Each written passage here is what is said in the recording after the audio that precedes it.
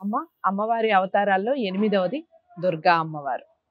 ఏమిటో నాకు ఈ వీడియోస్ చేస్తున్న మొదటి నుంచి ఫస్ట్ వీడియో బాలా త్రిపుర సుందరి కాకుండా మిగిలిన అన్ని కూడా ఏ అమ్మవారి అవతారం మాట్లాడదాం అనుకున్న అమ్మవారు కనిపిస్తూ ఉన్నారు మీలో. ఎంత మాట అమ్మా. దుర్గా అమ్మవారి అంటే నా జీవితం ధన్యం అనుకుంటాను. అది మీ కళ్ళల్లో ఉంది, మీ కళ్ళల్లో ఉంది అది ఆ భావన. తెలియదు కానీ ఎందుకు అంటే నేను చాలా రోజులుగా మిమ్మల్ని అబ్జర్వ్ చేస్తూ ఉన్నాను కాబట్టి నిక్కచ్చిగా మాట్లాడే వాళ్ళందరినీ దుర్గా అమ్మవారితోనే పోలుస్తారు. అవునమ్మా. కారణం అందుకనే మీరు అలా అన్నాను. అమ్మవారి విశిష్టత సంగతి గమనించారో లేదో, దుర్గా అన్న పేరు ఉన్నటువంటి వాళ్ళు ఎవ్వరూ కూడా సాఫ్ట్ గా కనపడరు. అవును, చాలా గట్టిగా ఉంటారు. వాళ్ళు అనుకున్న మాటని అంత నేను గమనించాను. అది ఎక్కడ శాస్త్రంలో నాకు ఎక్కడా కనపడలేదు కానీ నేను గమనించా. వాళ్ళు ఏదైనా సరే సాధించాలి అనుకుంటే చాలా పట్టుదలతో గట్టిగా ఉండి సాధిస్తారు. ఆ విశిష్టత చెప్పండి. అమ్మవారి అవతారాల్లో దుర్గా అమ్మవారి యొక్క విశిష్టత, అలాగే అవతారం వెనకాల ఉన్నటువంటి రహస్యాలు. అష్టమిని దుర్గాష్టమి అంటారు. అంటే నవరాత్రుల్లో ఉండే అష్టమి. నవరాత్రుల్లోనే కాదమ్మా, ప్రతి అష్టమి కూడా అమ్మవారికి ప్రీతిపాత్రం. ఏదో ఒక పేరుతో ఉంటుంది ప్రతి అష్టమి కూడా. భవాన్యష్టమి, ఆ అష్టమి ఏదైనా సరే 24 అష్టములు కూడా అమ్మవారికి చాలా ప్రీతిపాత్రమైంది. ఆనాడు గనక అమ్మవారిని పూజ చేసినట్టయితే అమ్మవారి యొక్క అనుగ్రహం అద్భుతంగా ఉంటుంది అని దానికి ఉదాహరణగా మనకి మేనాదేవిని గురించి చెప్తారు. ఆవిడ హిమవంతుడి భార్య.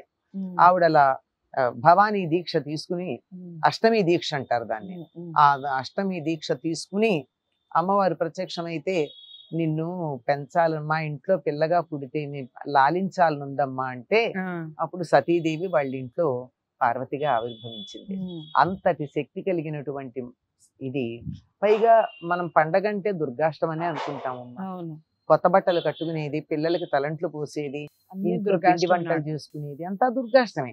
విజయదశమి నాడు వేడుకలు ఉంటాయి, నవమి స్థల దీక్ష హోమాలు అలాంటివి ఉంటాయి. కనుక దుర్గాష్టమికి అంతటి ప్రాధాన్యం ఉంది. ఎవరు అంటే ఈవిడ మహిషాసురుడు తన వెంట పడుతూ ఉంటే ఆవిడ అంది అందకుండా వాడిని అలా ముందుకు లాక్కెడుతూ ఉంది. పెడుతున్నప్పుడు దుర్గా అన్నట్ట. ఆవిడ పేరేమిటో తెలియదు. బా పొందడానికి వీల్లేకపోతున్నావే అన్నట్ట. నిన్ను సమీపించలేకపోతున్నానే అన్నట్ట. దుష్ట దూరా అన్నారు కదా అమ్మవారి నామాల్లో ఒకటి. దుష్టుని సమీపించలేరు కదా అమ్మవారిని. వీడు దుష్టుడు కదా, దుర్బుద్ధితో వచ్చిన వాడు వాడంతట వాడే దూరంగా వెళ్ళాడు. మనం గమనించినట్టయితేనమ్మా, చాలా చక్కనైనటువంటి ప్రవర్తన కలిగినటువంటి ఆడపిల్లలు అందంగా అలంకరించుకుని వెడుతూ ఉంటే కూడా చాలా మంది దూరం నుంచి చూసి బాగుంది అనగలరే కానీ దగ్గరికి రాలేరు. సమీపించడానికి కూడా భయపడతాడు వాడి. చాలా మంది దగ్గర వాడు చాలా చొరవ తీసుకుని ఎన్ని చెడ్డ పనులు చేసినా కొంతమందిని దగ్గరికి వెళ్ళలేకపోవడానికి వాళ్ళల్లో దుర్గా అంశ ఉంది, అమ్మవారి అంశ ఉంది అని అర్థం. అమ్మవారు ఎప్పుడైతే వాడు దుర్గా అన్నాడు అంటే నిన్ను నేను పొందలేకపోతున్నాను, నీ సమీపానికి రాలేకపోతున్నాను, నీ దగ్గరికి నేను సమీపించలేకపోతున్నాను అన్నాడు. అటువంటి తర్వాత వాడిని సంహరించింది అనుకోండి, అప్పుడు వాడు అష్టమి నాడు అంది వాడు అన్నటువంటి మాట దుర్గా. అయితే ఈవిడికి పేరు రావడానికి కలిగిన కారణం ఏమిటంటే, దుర్గమాసురుడు, వీడిని దుర్గాసురుడు అంటారు, వాణ్ణి సంహరించడానికి అవతరించిందట. అందువల్ల దుర్గాసురుని సంహరించడానికి అవతరించింది కనుక దుర్గా. అలా దుర్గమాసురుని సంహరించి విజయవాటికలో ఉన్నటువంటి ఇంద్రకీలాద్రి మీద ఆవిడ స్థిరంగా ఉండిపోయింది. దీన్ని బెజవాడ అని కూడా అంటారు. బెజవాడే సరైనటువంటి పేరు. దానికి విజయవాటిక అన్న పేరు తర్వాతి కాలంలో అర్జునుడు తపస్సు చేసినందువల్ల దానికి విజయవాటిక అనే పేరు వచ్చింది. అర్జునుడికి విజయుడు అనే పేరు ఉంది కదా, ఆ పేరు వచ్చింది. కానీ ముందు దానికి ఉన్నటువంటి పేరు విజయవాడ, బెజవాడ, బెజ్జంవాడ.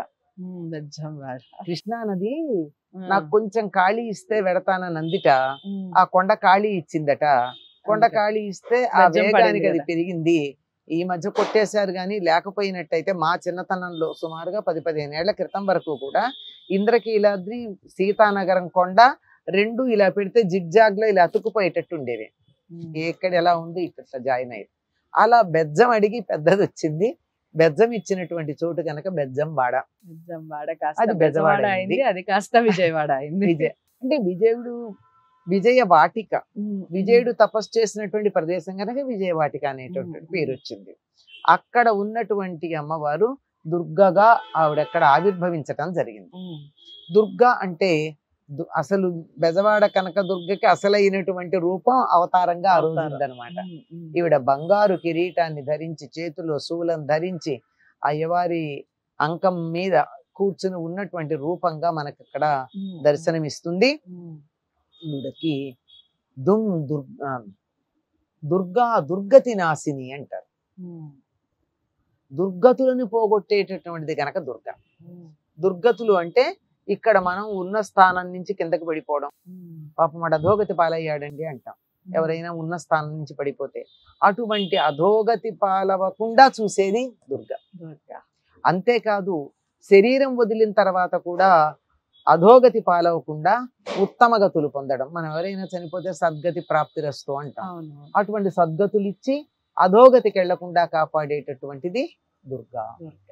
ఆ విధంగా ఉండేటటువంటి ఈ తల్లి అష్టమి నాడు తన సహజమైనటువంటి రూపంతో ఇంద్రకీలాద్రి మీద కనకదుర్గగా మనకి కనపడి అవతారాన్ని ధరించి అనుగ్రహించేటటువంటి తల్లి.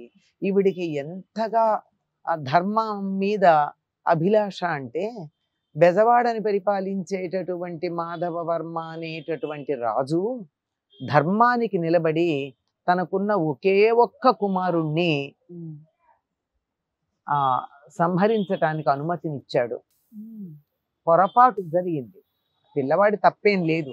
కానీ అతడు పొగరుబోతు గుర్రాలు కట్టినటువంటి రథం మీద వెడుతూ ఉంటే ఆ ముందర వెళ్ళేటటువంటి సైనికులందరూ చెప్తున్నారు, పొగరుబోతు గుర్రాలు మీరేమి అందరూ దారి తప్పుకోండి, అదుపులో ఉంటాయో లేదో అంటే కూడా పట్టించుకోకుండా ఒక పిల్లవాడు వచ్చి రథచక్రాల కింద పడి చనిపోతే ఒక ప్రాణం పోవడానికి కారకుడు గనక తన కుమారుణ్ణి కూడా శిక్ష వేసి మరణ శిక్ష విధించాడట మాధవవర్మ.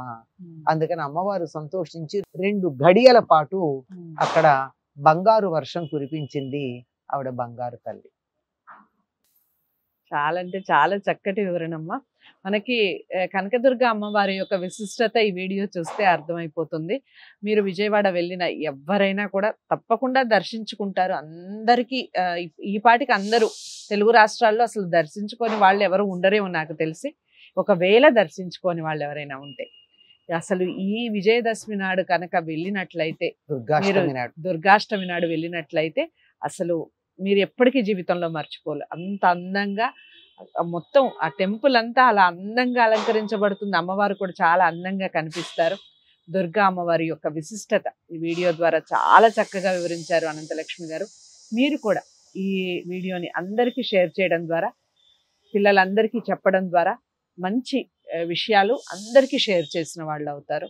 మరి వీడియోని అందరికీ షేర్ చేస్తారా? ఛానల్ని సబ్స్క్రైబ్ చేసుకోవడం మర్చిపోకండి. మరో అంశంతో, మరో అవతారంతో మళ్ళీ కలిసే ప్రయత్నం చేస్తాం. నమస్తే.